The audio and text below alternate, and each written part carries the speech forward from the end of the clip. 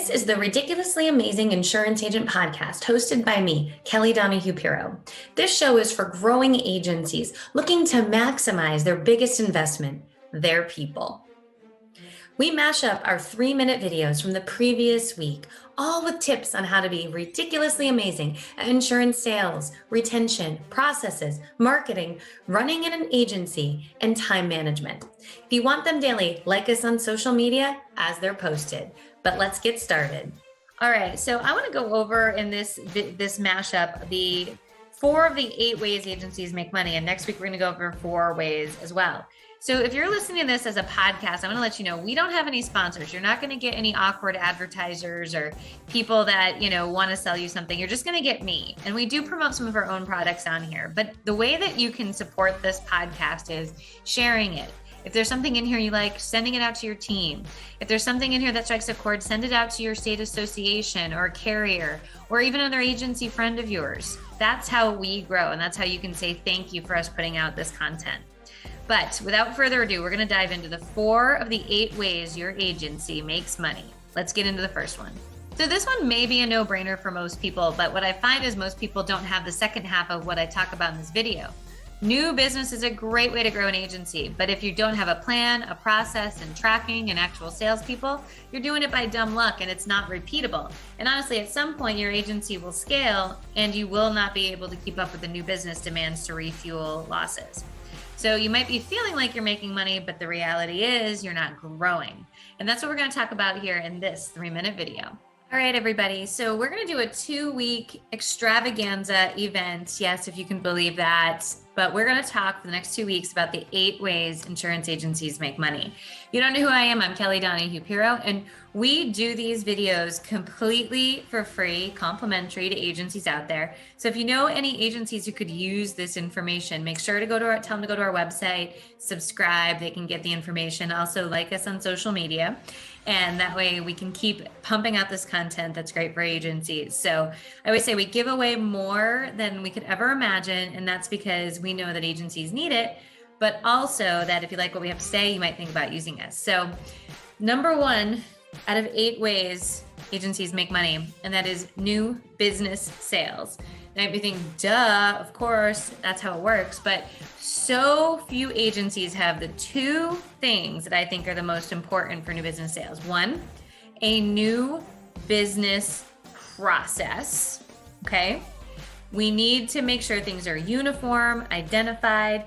We also need to make sure that people have a process to follow. So it's clean, so that it's repetitive, so that everybody can be doing the right things at the right time. And I'm telling you right now, so often this isn't the case. So if your agency doesn't have a documented sales process, objection killers, how many times to follow up, how you send quotes, what the coverage standards are, and I can go off about 10 different things that we all have in our Apex sales course, you're missing out and you need a process. 2, you need a sales CRM system, okay? Some agency management systems have it built in, most do not. You need a way to visualize your pipeline and have it be routine and awesome so that salespeople can do what they do best, which is not usually thinking too hard and running reports. It's generally being told what to do next. And that system should remind people to follow up and do the next step. Now, I know I said 2, but I'm gonna actually go 3rd one. The 3rd one you need is sales people, okay? In insurance, we tend to have a lot of service people, but not people who have a heart for sales. In fact, I'm in Michigan. I'm going to 2 different agencies this week, and one of them is one of our new program members. So we only actually have 6 spots left. We thought it was going to take 2 years to sell out. It's not going to, I don't think. I think we'll be done by the end of this year. So if anybody's interested, you got to let us know. All of those survey responses that we collected said, I don't want to be pushy. I'm not a salesperson. I sent email the person if they want it, they'll let me know. That is not a salesperson, okay? A salesperson is an educator. They have a heart and a desire to teach people, not to get a piece of new business as far off their desk as they can. And so when you think about how agencies grow, new business, a lot of times it's dumb luck. And we don't want dumb luck to be your strategy. Your agency needs a new business strategy in order to be successful. And so I want you to stop right now as we go through these 8 ways. I want you to grade your agency. Take a piece of paper out, stick it on your desk, or virtual notepad. If you've taken our time management class, you'll know that we don't like notepads. Write down on your actual situation. On a scale of 1 to 5, what do you give your agency for new business process, CRM tool, having salespeople, and that'll dictate your answer. I'll see you tomorrow when we talk about the next way agencies make money. So I'm known as a lot of things, feisty. I'm known as the girl who makes everybody make renewal calls, which I do, and the time management junkie. And so if retention's on your mind, this is the video for you. We make money by boosting our retention rate, but so few agencies have their eye on this prize. What ends up happening is they get so distracted, they get chaotic, they can't get the number correctly out of their management system, which by the way is an industry-wide problem that we should all go on, and have a protest about. But we need to fix these things, and we need to become disciples of retention, because that's where the money is. Once your agency starts going to a certain size, new business is great, but you're paying your bills off your retention. And so learn in this video all about ways that we go ahead and talk about how to bump your retention. All right, so next way your agency makes money, and we don't think about this as a money maker, but it is. It's retention. So the higher you can get your retention, every piece of new business you put on top now could mean potentially a lot more. So the big thing that I want you guys to focus on is, what is the drivers of retention? Our drivers of retention are proactive renewal review calls. It does so much good for agencies, and it doesn't cause reshopping. It doesn't cause people to leave. It causes people to stay. So if your strategy is don't poke the sleeping bear, you have no strategy. Your strategy is garbage. Let me tell you that much. The strategy is when people call us and ask us for something, we do it. That's not a great strategy either. I don't know any successful company that they hope when their customer calls that they delight them. No, we need to be more proactive than that. Because if you can get retention up 2-3 percentage points, if you can even just start, by the way, the biggest place to start is tracking your retention. You have to master your management system. We are well beyond the time frame in insurance where that's an optional situation. You have to commit to taking the courses in your management system.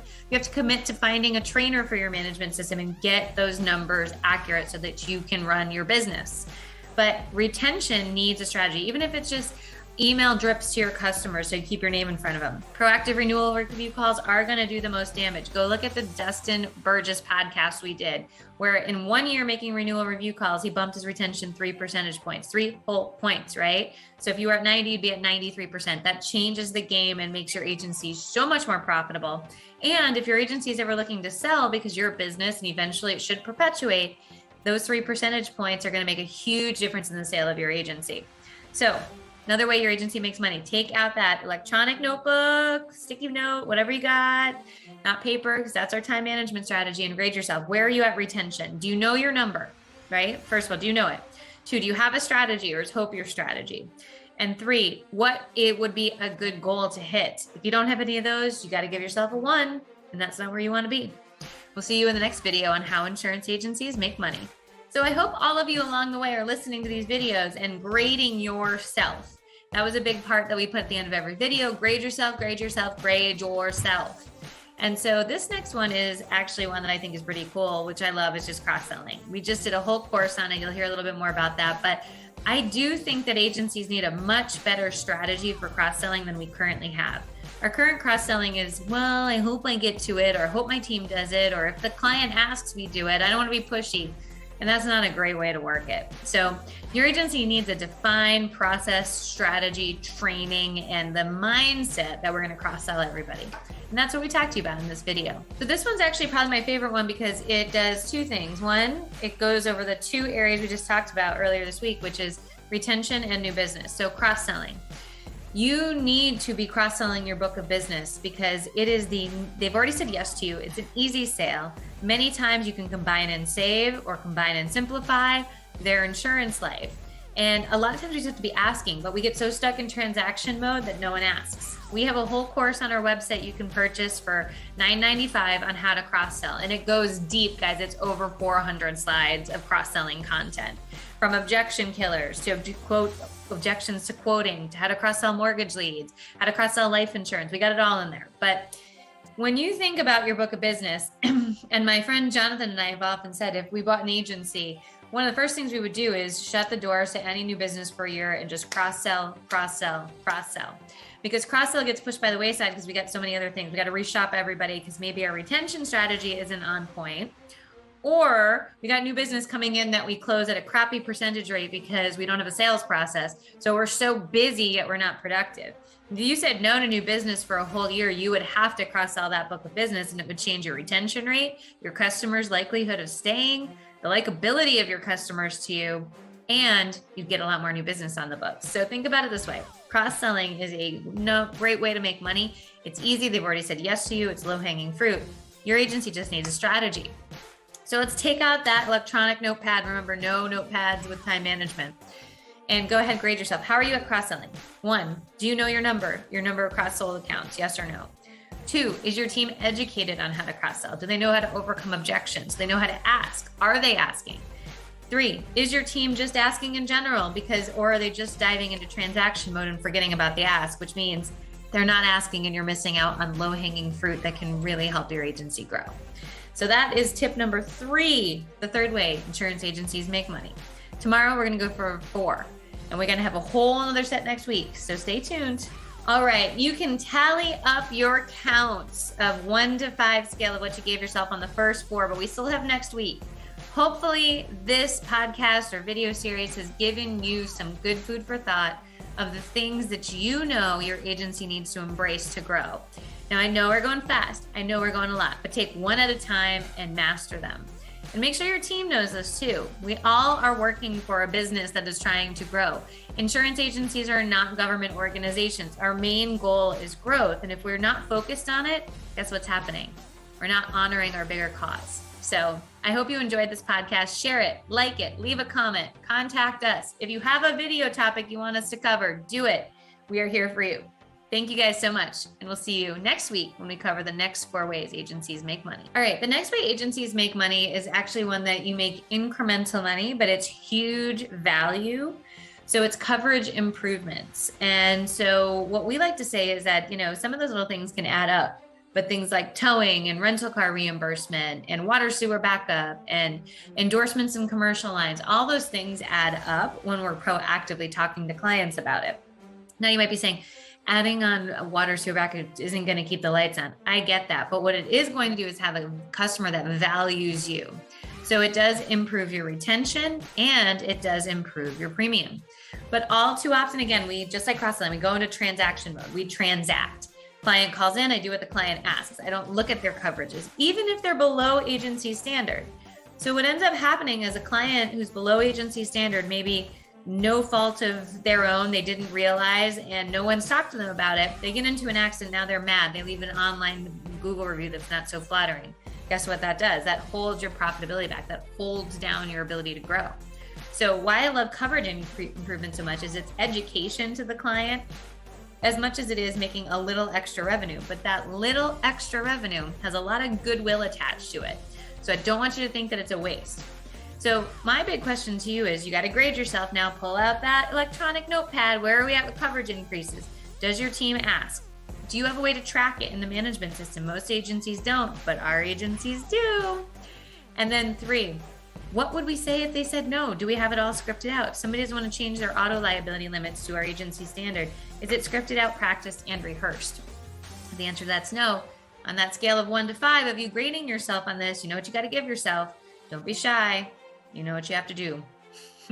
We will see you tomorrow. We're going to do our mashup of all of these so you can listen to them all as one. But I think it's time to be honest about the ways agencies make money.